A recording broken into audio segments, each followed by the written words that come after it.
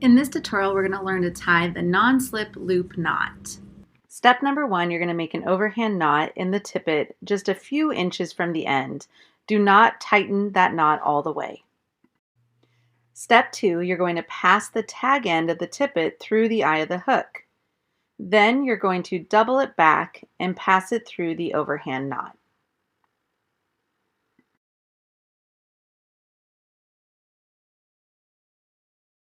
Step 3, you're going to wrap the tag end around the standing line 4 to 5 times and then bring it back around and through the overhand knot.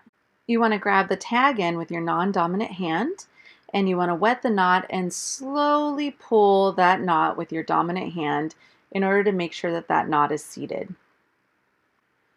Once that knot is seated, then you want to trim the tag end short. And this is the non-slip loop knot.